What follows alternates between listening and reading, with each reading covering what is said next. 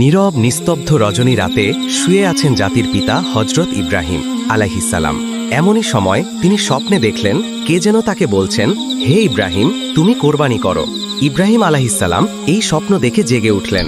পরের দিন সকালে তিনি 100 উট আল্লাহর রাস্তায় কোরবানি করে দিলেন। পরের দিন আবারও তিনি শুয়ে রয়েছেন। আবার ভেসে আসলো সেই দৈববাণী, কে যেন তাকে বলছেন, হে ইব্রাহিম, তুমি আল্লাহর রাস্তায় কোরবানি করো। পরের দিন সকালে আবার হজরত ইব্রাহিম আলাইহিসসালাম 100 উট আল্লাহর রাস্তায় কোরবানি করে দিলেন। কিন্তু হায়, মনে হয় আল্লাহ পাক রাব্বুল আলামিনের দরবারে তার এই কোরবানি কবুল হয়নি। তাই পরের দিন তিনি আবার যখন বিছানায় শায়িত রয়েছেন, তখন আবার ভেসে আসলো সেই দৈববাণী, হে ইব্রাহিম, তুমি কোরবানি করো। কে জেনে বারবার তাকে বলছে, হে ইব্রাহিম, তুমি আল্লাহর রাস্তায় তোমার সবচাইতে প্রিয় বস্তুটিকে কোরবানি করো। পরের দিন সকালে হজরত ইব্রাহিম আলাইহিসসালাম ভাবতে লাগলেন, আমি পরপর 2 দিন 200 উট আল্লাহর রাস্তায় কোরবানি করলাম, কিন্তু আল্লাহ কি আমার এই কোরবানি কবুল করলেন না? তাহলে কি চাচ্ছেন? আল্লাহ পাক রাব্বুল আলামিন আমার থেকে অনেক ভাবার পরে ইব্রাহিম আলাইহিসসালাম দেখলেন আল্লাহ পাক রাব্বুল আলামিন আমাকে স্বপ্নে বলেছেন, হে ইব্রাহিম, তুমি তোমার জীবনের সবচাইতে প্রিয় বস্তুটিকে আমার রাস্তায় কোরবানি করো। এই পৃথিবীতে আমার সবচাইতে প্রিয় বস্তু হলো আমার সন্তান ইসমাইল। হজরত ইব্রাহিম আলাইহিসসালামের বয়স যখন 86 বছর ছিল, তখন হজরত ইসমাইল আলাইহিসসালাম তার গৃহে পয়দা হয়েছিলেন। আর এই সন্তানটি ছিলেন ইব্রাহিম আলাইহিসসালামের সবচাইতে প্রাণের ও মহব্বতের সন্তান। কেননা এত বার্ধক্য বয়সে তিনি একটি সন্তান লাভ করেছিলেন। এই সন্তানটি ছিল তার বংশধারা জারি রাখার একমাত্র মাধ্যম। কিন্তু আল্লাহ পাক রাব্বুল আলামিন যখন তাকে এই প্রিয় সন্তানটি কোরবানি করার জন্য বারবার তাকে আদেশ দিলেন, ইব্রাহিম আলাইহিসসালাম মনে মনে ধীর সংকল্প করে বললেন, এটাই যদি আল্লাহর অভিপ্রায় হয়, তাহলে যে ইসমাইলকে তার রাস্তায় কোরবানি করতে হবে, তাহলে আমি পিছপা হব না।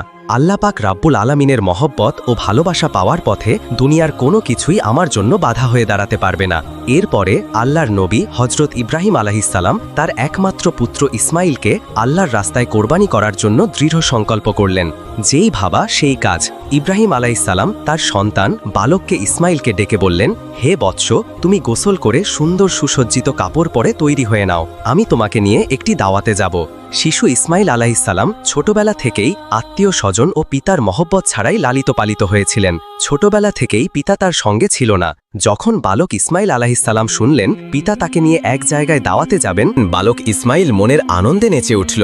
তখন তিনি মাতা হাজেরার কাছে গিয়ে বললেন, আম্মাজান, আপনি কি শুনছেন? আব্বাজান আমাকে কি বলছে?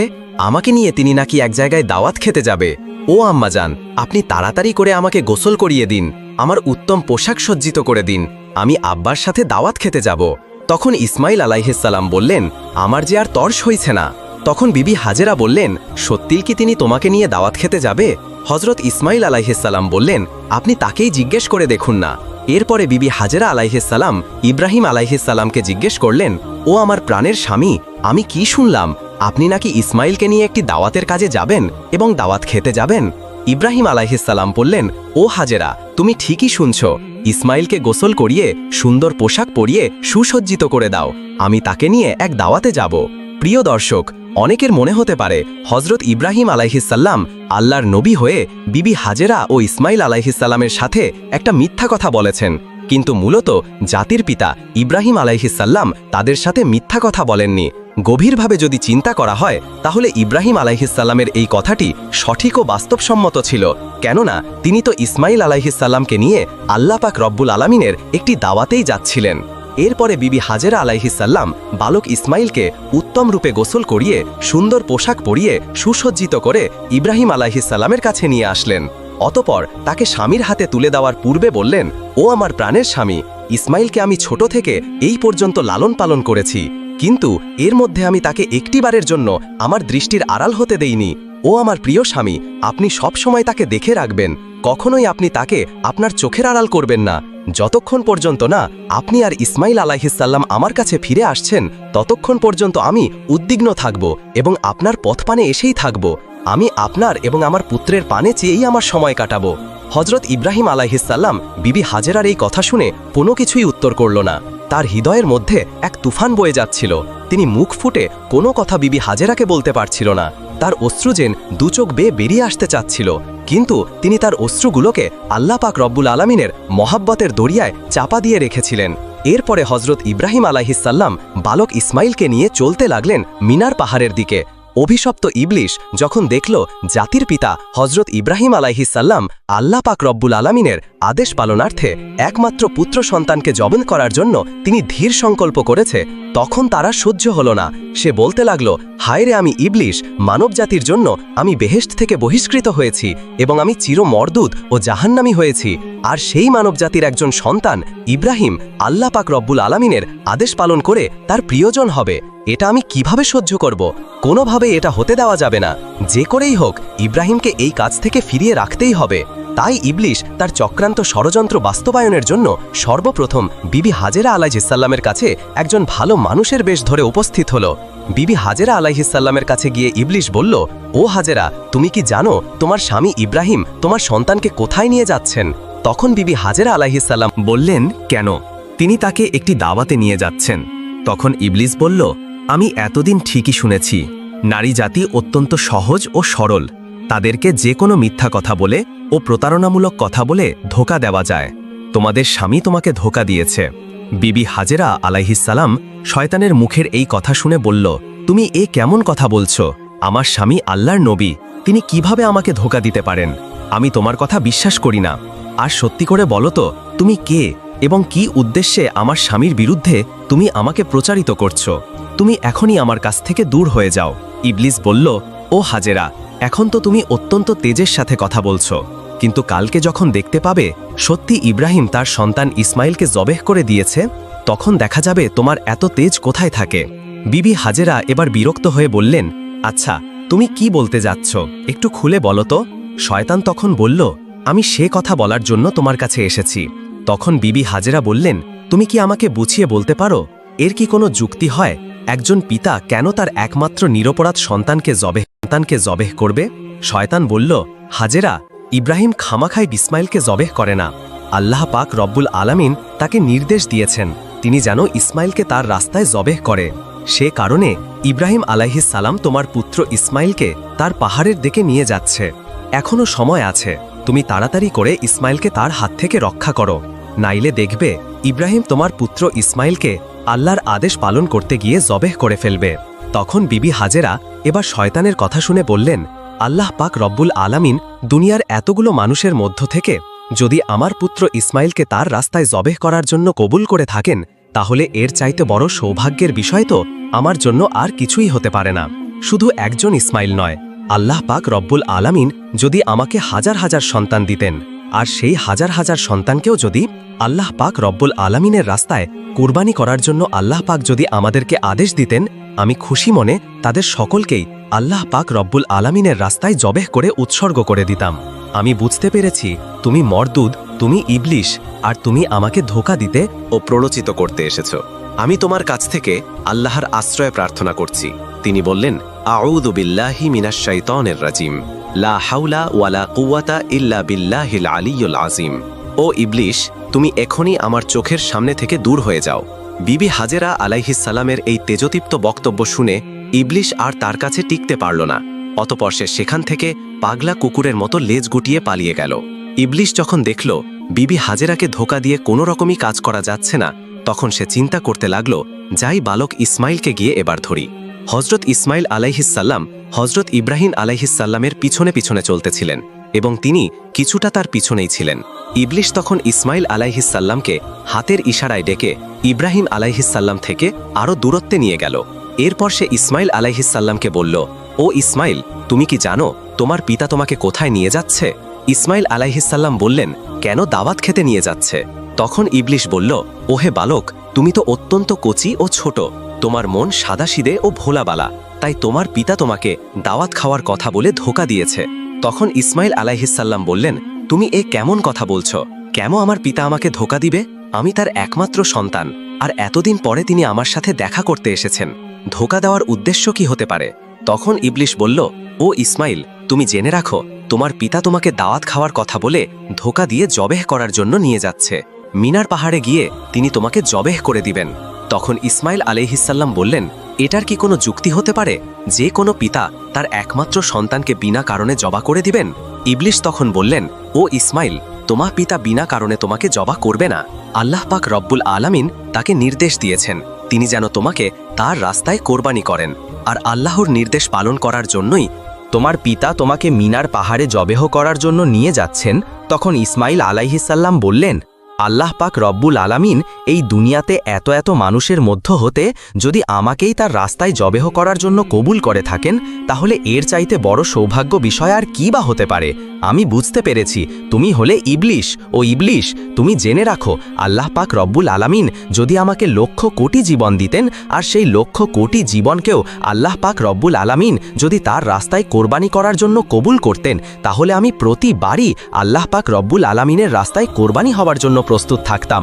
ও ইবলিশ, তুমি আমার কাছ থেকে এখনই দূর হয়ে যাও, আমি তোমার থেকে আল্লাহর কাছে আশ্রয় প্রার্থনা করছি। তখন ইসমাইল আলাইহিসাল্লাম বললেন, আউযুবিল্লাহি মিনাশ শাইতানির রাজিম।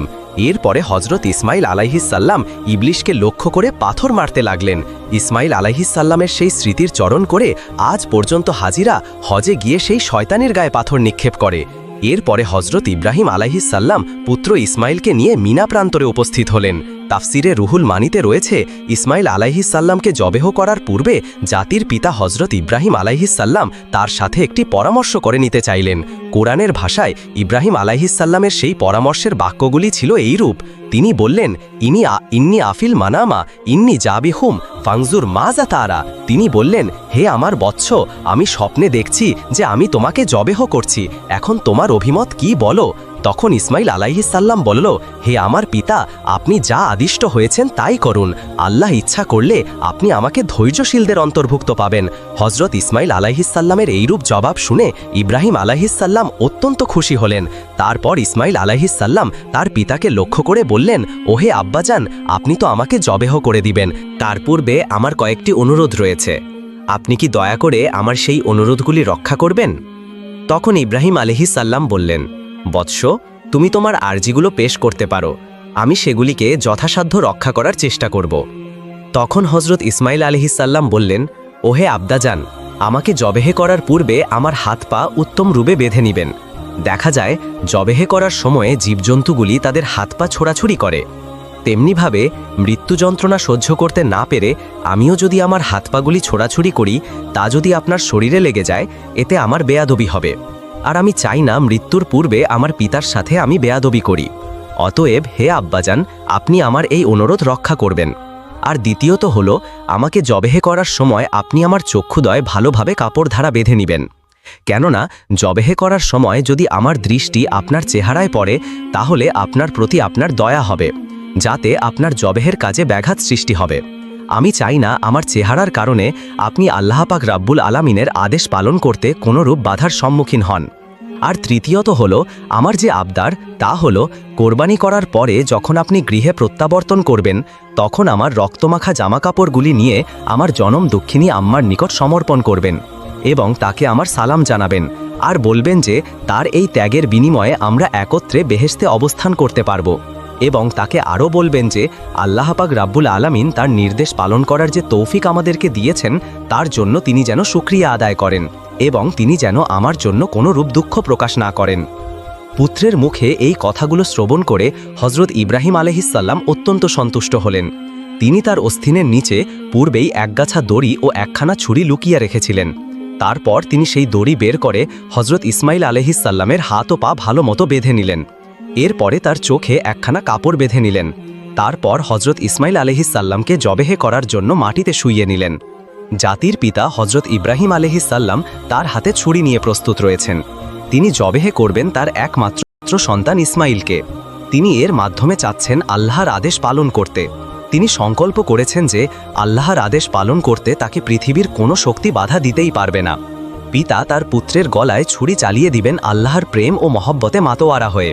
এই দৃশ্য দেখে আসমান ও জমিনের ফেরেশতারা প্রকম্পিত হয়ে যাচ্ছে।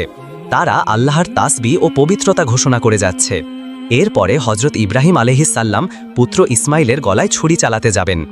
এমন সময় আল্লাহ পাক রাব্বুল আলামিন ছুরিকে নির্দেশ দিলেন, হে ছুরি, খবরদার, তুই ইসমাইলের গলার একটি পশমও কাটবি না। তুই যদি ইসমাইলের গলার একটি পশমও কাটিস, তাহলে তোর জন্য আমি জাহান্নামের আগুনকে অবধারিত করে দিব। তারপর হজরত ইব্রাহিম আলাইহিসসালাম বিসমিল্লাহ বলে পুত্র ইসমাইলের গলায় ছুরি চালিয়ে দিলেন। কিন্তু ছুরি তো পূর্বেই আল্লাহর নির্দেশ পেয়েছে। সে আল্লাহর ভয়ে ভীত হয়ে ইসমাইল আলাইহিসসালামের গলায় একটি পশমও কাটল না। ইব্রাহিম আলাইহিসসালাম বারবার ইসমাইল আলাইহিসসালামের গলায় ছুরি চালাচ্ছেন, কিন্তু কোনোরূপেই তিনি তার গলা কাটতে সক্ষম হচ্ছিল না। তখন হজরত ইসমাইল আলাইহিসসালাম তার পিতাকে বললেন, আব্বাজান, আপনি সম্ভবত আমার স্নেহের প্রভাবে প্রভাবিত হয়ে জোরে ছুরি চালাতে সক্ষম হচ্ছেন না। ও আব্বাজান, আপনি আপনার গায়ের সমস্ত শক্তি দিয়ে ছুরি সঞ্চালন করুন। আমরা যদি আল্লাহ পাক রব্বুল আলামিনের আদেশ পালনে ব্যর্থ হই তাহলে আমাদের দুজনকেই জবাবদিহি করতে হবে। ইসমাইল আলাইহিসসালামের এই কথা শুনে পুনরায় হজরত ইব্রাহিম আলাইহিসসালাম তার গায়ের সমস্ত শক্তি দিয়ে ইসমাইলের গলায় ছুরি চালাতে লাগলেন, কিন্তু তারপরেও ছুরি হজরত ইসমাইলের একটি পশমও কাটতে পারল না। অনেকক্ষণ ধরে এভাবে ছুরি চালানোর পরেও হজরত ইব্রাহিম আলাইহিসসালাম একেবারে বিরক্ত হয়ে গেলেন। তারপর তিনি সজোরে ছুরিটিকে একদিকে নিক্ষেপ করলেন, আর সেই ছুরি গিয়ে লাগল একটি পাথরের গায়ে। সঙ্গে সঙ্গে পাথরটি দ্বিখণ্ডিত হয়ে গেল। ইব্রাহিম আলাইহিসসালাম চক্ষু খুলে দেখলেন ছুরির আঘাতে পাথর দ্বিখণ্ডিত হয়ে গেছে। অতঃপর তিনি আবার ছুরিটিকে হাতে নিলেন। এরপর আল্লাহর নামে পুনরায় তিনি হজরত ইসমাইল আলাইহিসসালামের গলায় ছুরি চালাতে যাবেন। এমন সময় আল্লাহ পাক রব্বুল আলামিন হজরত জিব্রাইল আলাইহিসসালামকে হুকুম দিলেন, ওহে জিব্রাইল, তুমি বেহেশত থেকে একটি দুম্বা নিয়ে যাও আর ইসমাইলকে সরিয়ে তার জায়গায় বেহেশতি দুম্বাটি রেখে দাও। হজরত জিব্রাইল আলাইহিসসালাম চোখের পলকে বেহেশত থেকে একটি দুম্বা নিয়ে তিনি চলে আসলেন। প্রিয় দর্শক, এখানে একটি কথা বলে রাখা ভালো, এই দুম্বাটি ছিল হজরত আদম আলাইহিসসালামের নেক সন্তান হাবিলের কোরবানিকৃত দুম্বা, যেটি আল্লাহ পাক রব্বুল আলামিন এতদিন বেহেশতে সংরক্ষণ করে রেখেছিলেন। তারপর হজরত জিব্রাইল আলাইহিসসালাম ইসমাইল আলাইহিসসালামকে সরিয়ে ইব্রাহিম আলাইহিসসালামের ছুরির নিচে সেই বেহেশতি দুম্বাটি রেখে দিল, আর ওদিকে হজরত ইব্রাহিম আলাইহিসসালাম ছুরি চালিয়ে দিলেন। সাথে সাথে বেহেশতি দুম্বাটি কোরবানি হয়ে গেল। কিন্তু হজরত ইব্রাহিম আলাইহিসসালাম মনে করলেন তার পুত্র ইসমাইলকে তিনি কোরবানি করে দিয়েছেন। কোরবানি সম্পন্ন হওয়ার সাথে সাথে হজরত ইব্রাহিম আলাইহিসসালাম বললেন, আলহামদুলিল্লাহ, আলহামদুলিল্লাহ। তারপর তিনি তার চক্ষু খুলে দেখলেন ইসমাইল তো তার পাশে দাঁড়িয়ে রয়েছে। কোরবানি হয়ে গেছে একটি বেহেশতি দুম্বা। এই দৃশ্য দেখে হজরত ইব্রাহিম আলাইহিসসালাম আল্লাহর ফেরেশতা জিব্রাইল আলাইহিসসালামকে জিজ্ঞাসা করলেন, হে ভাই জিব্রাইল, আল্লাহ পাক রব্বুল আলামিন কি তবে আমার কোরবানি কবুল করেননি? কেন আমি আমার পুত্র ইসমাইলকে কোরবানি করতে সক্ষম হলাম না? হজরত জিব্রাইল আলাইহিসসালাম বললেন, হে ইব্রাহিম, আল্লাহ তাআলা আপনার প্রতি সন্তুষ্ট হয়েছেন। আপনি তার নির্দেশ পালন করতে গিয়ে স্বীয় পুত্রকে কোরবানি করতে উদ্যত হয়েছিলেন, এবং আপনার পুত্র যেভাবে আল্লাহর নির্দেশ মান্য করে স্বীয় প্রাণ তার রুহে উৎসর্গ করতে প্রস্তুত হয়েছিলেন, তাতেই আল্লাহ পাক রব্বুল আলামিন আপনাদের পিতা ও পুত্রের উভয়ের ওপরে অত্যন্ত সন্তুষ্ট হয়েছেন। তিনি আপনাদের উভয়কে পরীক্ষা করেছিলেন এবং আপনারা সেই পরীক্ষায় উত্তীর্ণ হয়েছেন। তাই আল্লাহ পাক রব্বুল আলামিন আপনার ওপর সন্তুষ্ট হয়ে বেহেশত থেকে একটি দুম্বা প্রেরণ করেছেন, আর সেই দুম্বাটিকেই আপনি কোরবানি করেছেন। হজরত জিব্রাইল আলাইহিসসালামের মুখ থেকে এই কথা শ্রবণ করার পরে হজরত ইব্রাহিম আলাইহিসসালাম পুনরায় আল্লাহ পাক রব্বুল আলামিনের শুকরিয়া আদায় করলেন। আল্লাহ পাক রব্বুল আলামিন হজরত ইসমাইল আলাইহিসসালামকে কোরবানি দেওয়ার সর্বশেষ পরিস্থিতির ওপরে আল কোরআনে উল্লেখ করেছেন, লাম আসলাহা ওয়াজাবিন ইব্রাহিম মোহসিন ইন্নাহু মিনাল মোহসিনিন। আল্লাহ পাক রব্বুল আলামিন বললেন, অতঃপর তারা যখন উবাই আল্লাহ পাক রব্বুল আলামিনের অনুগত্য প্রকাশ করল এবং ইব্রাহিম তার পুত্রকে জবেহ করার জন্য কাঁধ করে শায়িত করল, আর তখনই আমি তাকে আহ্বান করে বললাম, হে ইব্রাহিম, তুমি তোমার স্বপ্নের আদেশ সত্যিই পালন করলে, আর এভাবেই আমি সৎকর্ম পরায়ণদেরকে পুরস্কৃত করে থাকি। নিশ্চয়ই এটা ছিল একটা স্পষ্ট পরীক্ষা, আর আমি তার পরিবর্তে এক পুষ্ট জন্তু জবেহ করেছিলাম, এবং আমি তা পরবর্তীদের জন্য নিদর্শন করে রেখেছি। ইব্রাহিমের ওপর শান্তি বর্ষিত হোক। এভাবেই আমি সৎকর্ম পরায়ণদেরকে পুরস্কৃত করে থাকি। প্রিয় দর্শক, এই ছিল হজরত ইব্রাহিম আলাইহিসসালাম কর্তৃক তার পুত্র ইসমাইল আলাইহিসসালামকে কোরবানি দেওয়ার কাহিনী। আল্লাহ পাক রব্বুল আলামিন জাতির পিতা হজরত ইব্রাহিম আলাইহিসসালামের এই ত্যাগ তিতিক্ষা ও আল্লাহর প্রেম থেকে আমাদেরকেও শিক্ষালাভ করার তৌফিক দান করুন। সকলেই কমেন্ট বক্সে লিখুন আমিন। এরকম নিত্য নতুন ইসলামিক ঘটনা পেতে অবশ্যই আমাদের এই চ্যানেলটি সাবস্ক্রাইব করে পাশে থাকবেন। তো দেখা হচ্ছে পরবর্তী ভিডিওতে। সে পর্যন্ত আল্লাহ পাক রব্বুল আলামিন আপনাদের সকলকে ভালো রাখুন।